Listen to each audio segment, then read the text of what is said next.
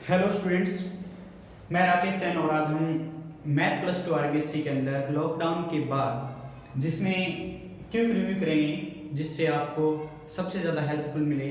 जो भी जून में या फिर कभी भी सरकार अपने हिसाब से पेपर लें, एग्ज़ाम के अंदर इंटीग्रेशन जो समाकलन पार्ट है उससे काफ़ी क्वेश्चन मिलते हैं, जिससे हम थोड़ा बहुत भी करें तो हमें आउट ऑफ आउट मिले। तो देखो, अगर इसमें आप पहले के कुछ फॉर्मूले हैं वो आप याद करना चाहो तो मेरे पीछे की वीडियोस आप देख सकते हैं। 2-3 वीडियो मैंने इंटीग्रेशन पे बनाई हुई है, बेसिक ऑफ इंटीग्रेशन, जिसमें आप उसको डिस्क्राइब कर सकते हैं। और अभी जो फॉर्मूले हैं वो अब हम टिप्स बना रहे हैं। फॉर्मूला टिप्स क्या कह रही है कि हम 5 या 6 टिप्स बनाएंगे, जिसमें पहला टिप्स है कि हम किसी भी इंटीग्रेशन को देखते ही उसको सोल्व करेंगे, तब उसमें फार्मूला बनता है कि फॉर्मूला मीनिंग यानी कि सूत्र बनता है। अगर उसमें सूत्र बनता है तो हम उसमें सीधा फार्मूला पुट कर देंगे। एग्जांपल के लिए, अगर integration of tan square x dx, अब tan स्क्वायर का हमें सीधा तो पता नहीं है इंटीग्रेशन क्या होता है, तो हमें उसका फॉर्मूला जैसे आइडेंटिटीज हैं वो हमें याद होनी चाहिए कि इसको हम sec स्क्वायर x माइनस 1 भी लिख सकते हैं dx। अब देखो, इसका फॉर्मूला क्या बनता है कि sec स्क्वायर x dx अलग हो जाएगा, माइनस 1 dx से अलग हो जाएगा। तो अब इसका क्या होगा, sec स्क्वायर का क्या होता है बोलो, tan x और प्लस में c और माइनस x। एक का क्या होता है इंटीग्रेशन, एक में जैसे 1 बराबर x की पावर 0 भी लिख सकते हैं हम।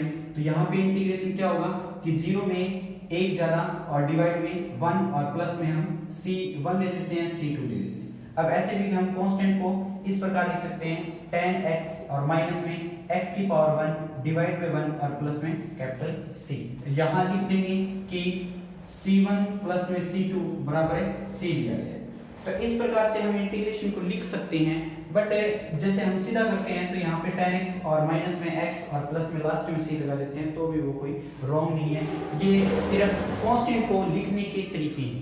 तो हम कांस्टेंट को कैसे भी लिख सकते हैं, तो ये आपका एग्जांपल हो गया, जैसे कि सूत्र बन रहा होगा और उसको हम कर सकते हैं। एक एग्जांपल और ले लेते हैं, जैसे 1 प्लस में cos 2x डिवाइड में 1 माइनस में cos 2x dx।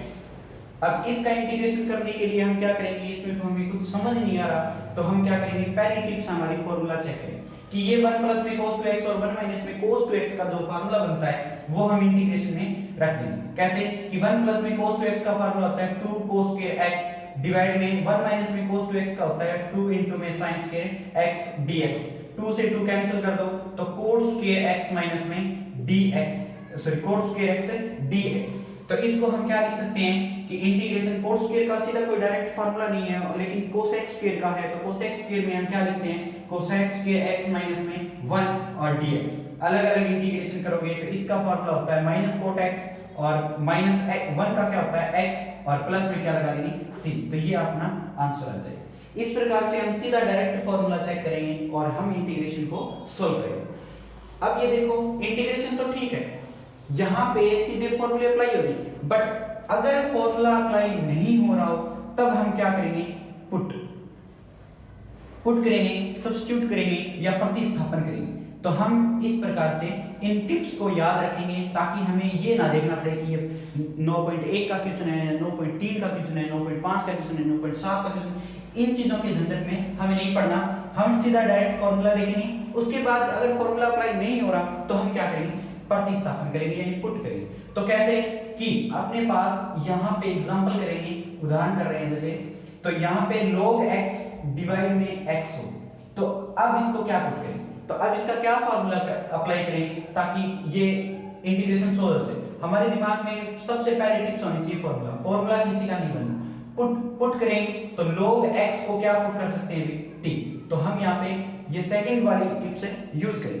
तो सेकंड वाली टिप्स क्या कहती है कि log x को t पुट किया तो 1/x इसका डेरिवेटिव होता है dx इक्वल्स टू में dt, और dx की वैल्यू क्या आएगी x इनटू में dt, या फिर इसको भी हम इतना इतना देख सकते हैं। तो इसको क्या पुट कर दिया अभी हमने dt। तो यहाँ पे सोल्व करेंगे तो ये log x को तो t पुट किया था और dx अपॉन x को क्या पुट कर देंगे dt, तो ये इंटीग्रेशन हमारा क्या हो जाएगा इजी वे हो जाएगा। तो t dt क्या कहते हैं, t dt में हम क्या कह सकते हैं कि t का स्क्वायर डिवाइड में 2 प्लस में c, क्योंकि एक पावर बढ़ जाती है इसी का इंटीग्रेशन होता है x की पावर n dx का फार्मूला होता है x की power n plus 1 d upon x की पावर n प्लस 1 अपॉन में n प्लस 1 प्लस c, ये हमारा फार्मूला बेसिक फार्मूला होता है। तो हम यहाँ अप्लाई कर रहे हैं तो t का स्क्वायर एक बढ़ गया क्योंकि एक पावर थी तो एक और इंक्रीज होगी, डिवाइड में 2 आएगा तो t को क्या पुट करेंगे दोबारा log x, तो इसका फार्मूला क्या हो जाएगा log x का स्क्वायर और डिवाइड में 2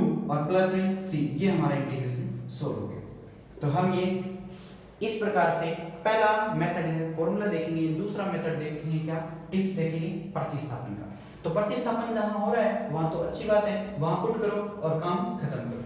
तो इस प्रकार हम इस चीज को सोल्व करेंगे। अब दूसरा एग्जांपल देखो कैसे कि हमारे पास जैसे sin की पावर 3x इनटू में cos x आ जाए, तो इसका इंटीग्रेशन कैसे करोगे। तो ये पुटिंग सिस्टम फार्मूला तो बनाओगे तो यहाँ sin का पावर क्यूब वाला फार्मूला लगाओगे तो ये ज्यादा मेहनत करनी पड़ेगी, उसमें हो जाएगा बट लेकिन प्रतिस्थापन से करेंगे तो इजी वे हो जाएगा कि sin x को पुट किया t, तो हमने क्या कर दिया sin x को पुट किया t, तो sin का डेरिवेटिव क्या होता है cos x dx बराबर है dt, तो इतने इतने को क्या लिख दिया अभी dt लिख दिया। तो इसको हम कह सकते हैं कि t की पावर 3 dt, और अब यहाँ पे क्या आएगा हम देख रहे हैं कि जो इंक्रीज करेंगे पावर को तो t की पावर 4 अपॉन में 4 प्लस में c। अब यहाँ पे t की वैल्यू रखेंगे तो sin x की पावर 4 और अपॉन में 4 और प्लस में c, ये हमारा इंटीग्रेशन का वैल्यू आ जाएगा। इसी प्रकार हम तीसरा टॉपिक क्या कर रहे हैं, इसी के अंदर पहली टिप्स के अंदर फॉर्मूला, दूसरी के अंदर प्रतिस्थापन या पुट कर रहे हैं, तीसरी के अंदर हमें कुछ नहीं दिखाई दे रहा तो हम क्या करेंगे कि यहां पे आंशिक भिन्न देखेंगे, पार्शियल फ्रैक्शन करेंगे, पार्शियल फ्रैक्शन। तो पार्शियल फ्रैक्शन को हिंदी में क्या कहते हैं आंशिक भिन्न। आंशिक भिन्न के अपने अलग अंदाज हैं, कैसे कि अगर आपके पास लीनियर फैक्टर बन रहे हो कि 1 अपॉन में x माइनस में a और x माइनस में b, तो dx इनको अलग से लिख सकते हैं x minus a x minus b, इसको पुट करेंगे हम a डिवाइड में x माइनस a और प्लस में b डिवाइड में x माइनस b। ये आप चीजों को देखोगे कि आंशिक भिन्न में अगर लीनियर फैक्टर इस प्रकार है तो इसको हम इस प्रकार से लिख सकते हैं, और अगर इस प्रकार से है x माइनस में a का होल स्क्वायर x माइनस में b, तो अब हम इसको कैसे लिख सकते हैं x डिवाइड a डिवाइड में x माइनस a, जितनी पावर है उसको एक बार लिखो फिर उसके बाद जितनी पावर बन रही है उसको बाद में लिखो। तो x माइनस में a फिर अगर पावर 3 भी होता तो a एक पावर आती है यहाँ पे, फिर 2 पावर आती है, फिर प्लस में c अपॉन में 3 पावर आती है। ठीक है, अब देखो क्या कर रहे हैं कि एक पावर और 2 पावर को तो दिखा दिया, प्लस में ये तो लीनियर फैक्टर है हमारे पास। लीनियर फैक्टर का मतलब है रेखीय बहुपद है और गुणनखंड है बहुपद में, और ये देखो c डिवाइड में x माइनस में b, इस प्रकार से हम इसको डिनोट करेंगे। अगर ये कुछ अलग हो इसकी भी पावर होती तो ये भी एक प्लस में d अपॉन में x माइनस में b का स्क्वायर हो जाता है, बट अब इतना ही है। लेकिन अब देखो x की स्क्वायर प्लस में a हो और x की स्क्वायर प्लस में b हो, इस प्रकार से अगर द्विघात बहुपद हो तो हम इसको ऐसे लिखेंगे ax प्लस में b, एक पद लिखेंगे जो स्क्वायर में होता है वो इस प्रकार से लिखा जाता है ax प्लस में b, तो x की स्क्वायर प्लस में a प्लस में अब दूसरे के लिए cx प्लस में d और डिवाइड में क्या आएगा x की स्क्वायर प्लस में b। इस प्रकार से लिखने का पैटर्न इनका। अगर ये मिक्स होता कि अब मैं इसको रफ कर रहा हूं, देखो अगर ये ऐसे होता कि एक द्विघात वाला होता और एक सीधा लीनियर फैक्टर होता तो आप क्या करते, तो ax प्लस में b लगाते द्विघात के लिए और प्लस में लीनियर फैक्टर को उसी प्रकार से उसी अंदाज से लिखा जाएगा कि x माइनस में a। अगर ये होता कि 1 डिवाइड में x की स्क्वायर प्लस में a और x की स्क्वायर प्लस में b और ऊपर भी x की स्क्वायर प्लस में c होता।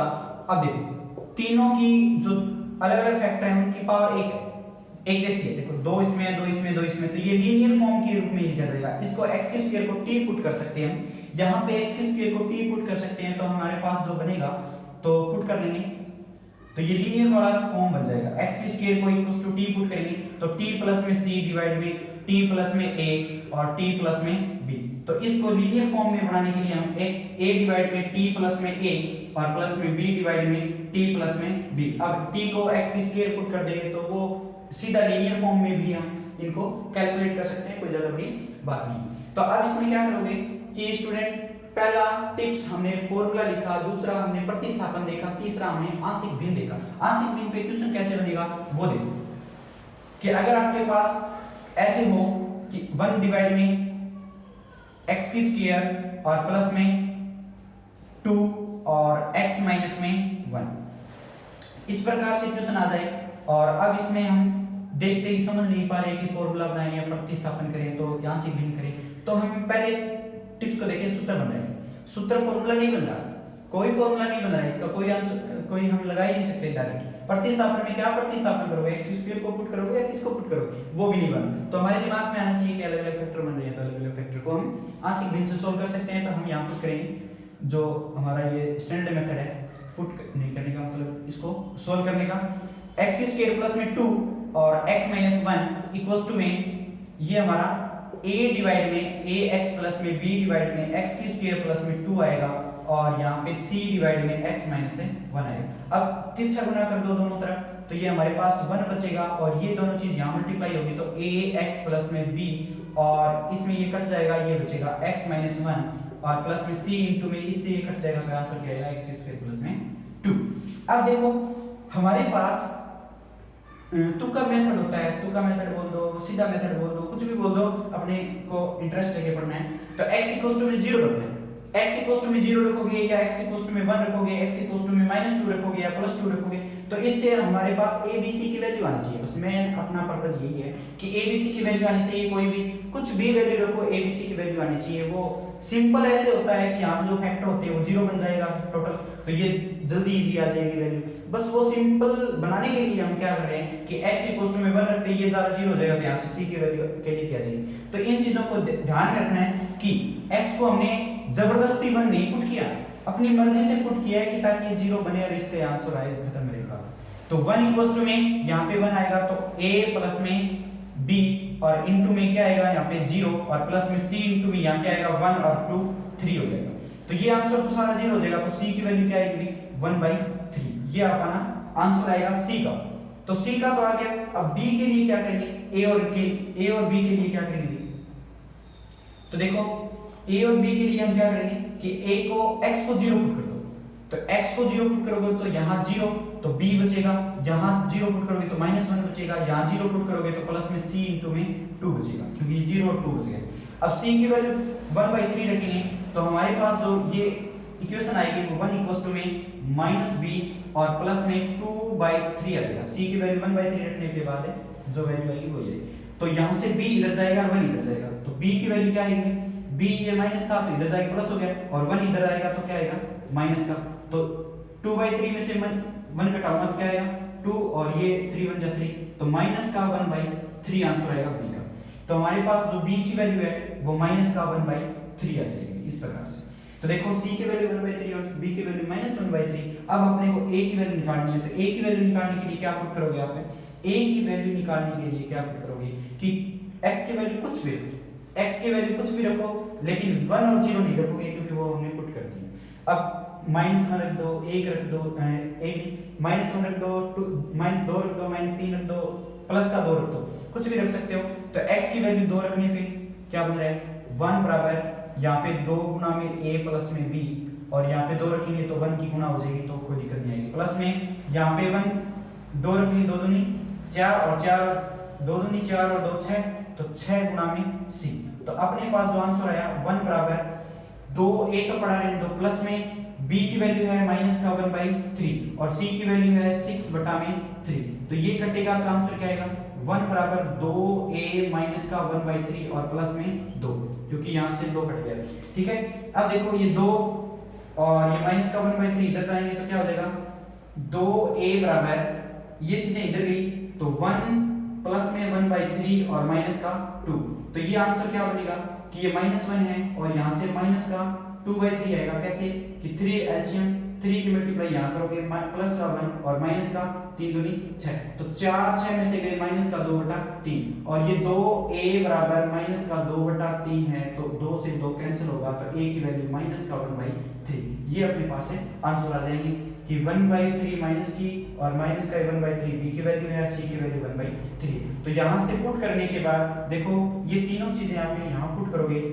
अगर कुछ समझ नहीं आ रहा हो तो आप देख सकते हैं कि हमारे पास ये चीज आ गई 1/x² प्लस में 2 और x माइनस a की वैल्यू कितनी है 1/3 और वो भी किस का माइनस का प्लस b की वैल्यू क्या है माइनस की 1/3 और डिवाइड में क्या है x² प्लस में 2 और प्लस में क्या आएगा c की वैल्यू है 1/3 और ये 1/3 और ये क्या आ जाएगा x माइनस 1। हमारे पास इतना जो इंटीग्रेशन है वो आ गया। अब इसको मैं रफ कर देता हूं और उसके बाद देखो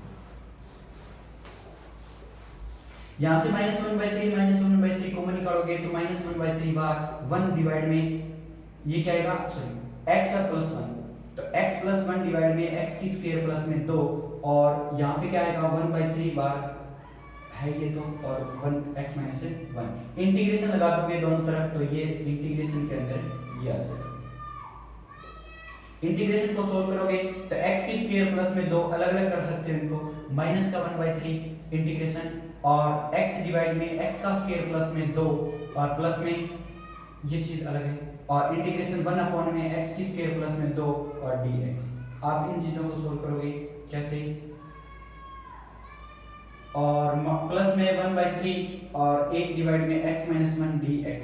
अब देखो पेशेंस बनाए रखना है और सिंपल से ये इक्वेशन हो जाएगा, कोई दिक्कत नहीं आएगी। बस एक बार a b c की वैल्यू निकालनी ही टफ थी, उसके बाद कोई इसमें कुछ बचता नहीं है कि आप यहां से इसको t पुट करोगे और इसको आप √2 का होल स्क्वायर लिख दोगे। यहां से आप t पुट करोगे तो ये 2 इसमें जरूरत है क्योंकि x की स्क्वायर प्लस में 2 बराबर t रखने के बाद हम लिखेंगे कि 2x dx बराबर क्या आ रहा है dt आ रहा है। तो यहाँ 2 से मल्टीप्लाई कर दिया और 2 से नीचे डिवाइड कर दिया, पूरी बनी अंदर अंदर। तो यहाँ से 1/2 को मल्टीप्लाई कर दिया और 2 से डिवाइड कर दिया। तो यहाँ पे देखो माइनस का 1/3 और 1/2 अब ये dt अपॉन में t बन गया और यहाँ पे क्या बन गया कि x की स्क्वायर प्लस में √2 a का स्क्वायर। तो tan इनवर्स का फार्मूला होता है 1/a tan इनवर्स और x डिवाइड में √2 और प्लस में यहाँ पे आएगा 1/3 और इसका फार्मूला होता है log x माइनस 1 और प्लस में c और यहाँ पे माइनस का 1/3 तो बाहर है 1/2 log t की वैल्यू क्या रख देंगे x की स्क्वायर प्लस में 2 और ये क्या आएगा 1/√2 tan इनवर्स x डिवाइड में √2 और प्लस में 1/3 और log x माइनस में 1 और प्लस में c। ये आपका ऐसे आंसर भी आ सकता है। इतना ये आप देखने में इजी लग रहा था लेकिन आपके जो आंसर आएंगे वो इनसे प्राप्त किए जा सकते हैं। ठीक है, इजी बन जाता है जब आप आंशिक भिन्न लगा देते हो, अन्यथा आप इसमें कुछ भी कर लेना, आपसे आंसर आने की उम्मीद नहीं रहेगी। ठीक है, तो इस वे से आप सिंपल कर सकते हो। ये थोड़ा सा अच्छा क्वेश्चन था तो इसमें टाइम भी अच्छा लगेगा आपको और ये ज्यादा नंबर का भी आ सकता है क्योंकि आंशिक भिन्न से सोल्व करना अधिकतम अंकों में आ सकता है। और अब की बार तो 3 ऑप्शन आएंगे तो उसमें से आपको आंशिक भिन्न और खंड समाकलन से अच्छे क्वेश्चन मिलेंगे। तो चौथी टिप्स क्या है हमारी खंड समाकलन। खंड समाकलन में इसको इंटीग्रेशन बाय पार्ट्स बोलते हैं, इंटीग्रेशन बाय पार्ट्स। तो इंटीग्रेशन बाय पार्ट्स बोलते हैं। Integration by parts only I let के ऊपर डिपेंड करता है। तो आई का मतलब होता है इनवर्स वाले, एल का मतलब होता है लॉग वाले, लॉगरिथम वाले और ए का मतलब होता है अलजेब्रा वाले जिसमें x की स्क्वायर x प्लस में 3 ऐसे समथिंग आते हैं। टी का मतलब ट्रिग्नोमेट्री वाले और ट्रिग्नोमेट्री वाले जैसे sin x cos x ये समथिंग। और इनवर्स वाले वो होते हैं जिसमें साइन इनवर्स एक्स होता है, कोस इनवर्स एक्स होता है, ठीक है। लॉग वाले में जैसे log x की स्क्वायर जैसे भी ये आप कर सकते हो। ई वाले में क्या होता है एक्सपोनेंट, एक्सपोनेंट वाले में e की पावर x से a की पावर x ऐसे समझिए ये समाकलन होते हैं भी। और इसमें जो पहले आएगा वो पहला फंक्शन कहलाएगा, जो बाद में आएगा वो दूसरा फंक्शन कहलाएगा। फर्स्ट पार्ट और सेकंड पार्ट हम खंडस से कर सकते हैं, जैसे x से sin x का इंटीग्रेशन करने की बात है तो x और sin x में देखो पहले क्या आता है अभी अलजेब्रा आता है तो इसको फर्स्ट फंक्शन मान लिया, और सेकंड को क्या मानेंगे ट्रिग्नोमेट्री बाद में आता है तो इसको सेकंड मानेंगे। और इसका जो फार्मूला होता है फर्स्ट और सेकंड का, तो इसका फार्मूला होता है खंडस में फर्स्ट टाइम सेकंड का समाकलन इंटीग्रेशन माइनस फर्स्ट का डेरिवेटिव किसी की रिस्पेक्ट कर रहे हो और दूसरे का इंटीग्रेशन और पूरे का बाद में इंटीग्रेशन, ठीक है भाई। ये फार्मूला होता है, इधर अगर दिखाई नहीं दे रहा तो मैं इधर लिख देता हूं। देखो अगर आपके पास फर्स्ट और सेकंड इंटीग्रेशन करना है तो फर्स्ट एंड सेकंड का इंटीग्रेशन माइनस इंटीग्रेशन के अंदर फर्स्ट का डेरिवेटिव और सेकंड का इंटीग्रेशन, उसके बाद इसका पूरे का इंटीग्रेशन, ठीक है भाई। तो हम इस चीज को समझ लें, इस प्रकार समझेंगे कि फर्स्ट सेकंड का सामला यानी कि सेकंड का इंटीग्रेशन, और माइनस में फर्स्ट का डेरिवेटिव सेकंड का सामला ही रहेगा हमेशा, सेकंड का हमेशा ही सामला रहेगा यानी इंटीग्रेशन ही रहेगा, समाकलन ही रहेगा, ठीक है। इस प्रकार से हम याद रख सकते हैं इसको, कोई ज्यादा बड़ी बात नहीं है। तो जैसे हम एग्जांपल कर रहे हैं तो x sin x dx ये फर्स्ट मान लिया, ये सेकंड, क्योंकि फर्स्ट अलजेब्रा है तो अलजेब्रा पहले आएगा, सेकंड बाद में साइन है ट्रिग्नोमेट्री है तो इसमें इंटीग्रेशन इसका साइन का हम जानते हैं तो वही 0 हो जाएगा। तो देखो फर्स्ट सेकंड का इंटीग्रेशन dx और माइनस इंटीग्रेशन के अंदर फर्स्ट का डेरिवेटिव तो dx अपॉन में dx और सेकंड का इंटीग्रेशन dx और पूरे का इंटीग्रेशन। तो इस प्रकार लिखने के बाद हम क्या करेंगे x और साइन का क्या होता है माइनस है cos x और माइनस इंटीग्रेशन के अंदर इसका डेरिवेटिव क्या होगा 1 और इसका क्या होगा माइनस है cos x dx। अब क्या करेंगे माइनस x cos x और माइनस माइनस क्या हो जाएगा प्लस, और cos का क्या होता है इंटीग्रेशन बाद में sin x और प्लस में क्या होगा c, दोबारा करने के बाद इसी का इंटीग्रेशन दोबारा करने के बाद sin x आएगा। इस प्रकार से हम खंडस समाकलन से कर सकते हैं। तो दोस्तों इजी वे में हम इन चीजों को सीख सकते हैं और आपको कोई परेशानी नहीं होगी इंटीग्रेशन के अंदर। अगर ये मेरे बताए हुए 4 टिप्स ऐसे करते हो, और 5वां टिप देखो, अगर e की पावर ax sin x आता है, sin bx मान लो b होता है, sin bx dx आता है। देखो साइन के अंदर n के अंदर क्या होता है नेगेटिव, n से नेगेटिव बनेगा तो इसको याद रखने का तरीका क्या है e की पावर ax डिवाइड में a का स्क्वायर प्लस में b का स्क्वायर, यहाँ पे a sin bx minus n का मतलब होता है नेगेटिव तो b इंटू में cos bx, इसको हम ऐसे याद रखेंगे। और दूसरा क्या है e की पावर ax cos bx और s का मतलब होता है पॉजिटिव, यहाँ नेगेटिव और यहाँ s का मतलब है सम मतलब जोड़, और e की पावर ax डिवाइड में a का स्क्वायर प्लस में b का स्क्वायर सेम पार्ट चलेगा a। अब यहाँ साइन था तो यहाँ पे a गुणा में cos bx आएगा, cos का मतलब होता है सम b तो पॉजिटिव हो जाएगा b cos, यहाँ पे साइन था यहाँ पे cos था तो यहाँ पे cos आया तो यहाँ पे साइन आ जाएगा, ठीक है। याद रखने के तरीके हैं, कोई ज्यादा बड़ी बातें नहीं है, ये आप कर सकते हैं। इसको फर्स्ट पार्ट और इसको सेकंड पार्ट मान के भी हम इसको सोल्व कर सकते हैं खंडस से, ये इसी के इंप्रूव फार्मूले हैं, कोई दिक्कत नहीं आएगी, आप इन चीजों को कर सकते हो। और ये 5 टिप्स आपको देखनी है, ये चीजें होती है तो ठीक है, वरना इसी में एक क्वेश्चन आता है e की पावर x और यहाँ पे fx और प्लस में f डैश x, ये सीधा डायरेक्ट फार्मूला बन जाता है कि अगर फंक्शन के साथ उसका डेरिवेटिव ऐड हो रहा है e की पावर x बार है तो e की पावर x और सीधा फंक्शन आपका आंसर रहेगा।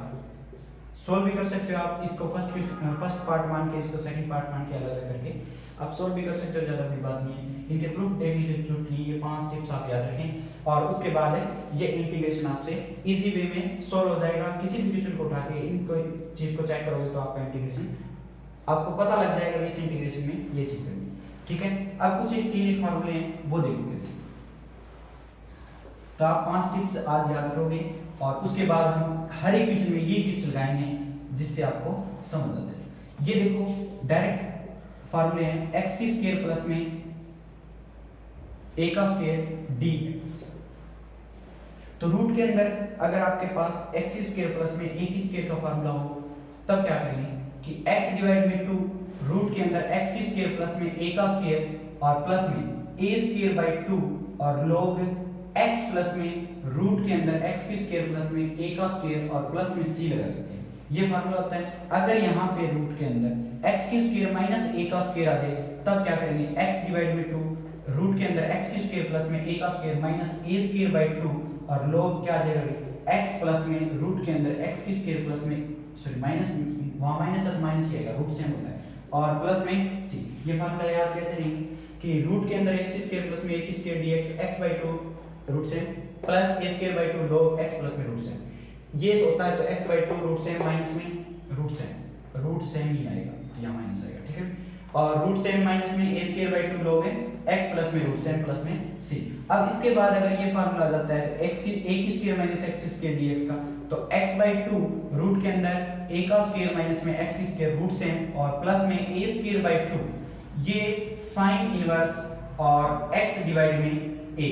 ये फार्मूला हम बना देंगे क्योंकि ये 1 बाई होता है, ऐसे होता है तो ये होता है dx और साइन इनवर्स x डिवाइड में a और प्लस में c।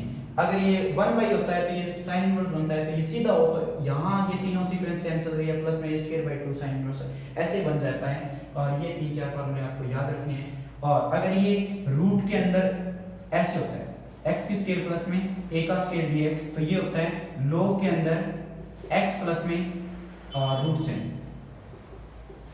इसको ऐसे याद रखेंगे। और अगर ये होता है रूट के अंदर x की स्क्वायर माइनस a का स्क्वायर dx, तो ये होगा log x प्लस में रूट सेम। ये आप फार्मूले याद रखोगे। अगर ये चीजें नहीं आती, ये आती है रूट के अंदर x की स्क्वायर प्लस में a का स्क्वायर dx, तो ये होता है 1 by a tan inverse x divide में a और प्लस में c।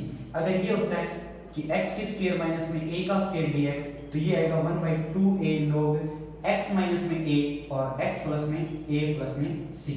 ये आपके पास है फॉर्मूले। अगर ये होता है a की स्क्वायर माइनस x की स्क्वायर dx, तो आपके पास 1 by 2a log a plus में x डिवाइड में a माइनस में x और प्लस में c। ये आपके पास है फॉर्मूले हो जाएंगे। ये आपको करने ही करने हैं, इनसे डायरेक्ट भी क्वेश्चन आ सकते हैं। तो ये टिप्स के अंदर ही, हम 5वें टिप्स के अंदर ही मानते हैं इनको, क्योंकि वो डायरेक्ट फार्मूले है, पहला भी फार्मूला ही है और ये भी फार्मूले है, तो ये सारे डायरेक्ट है आंसर हो जाएंगे।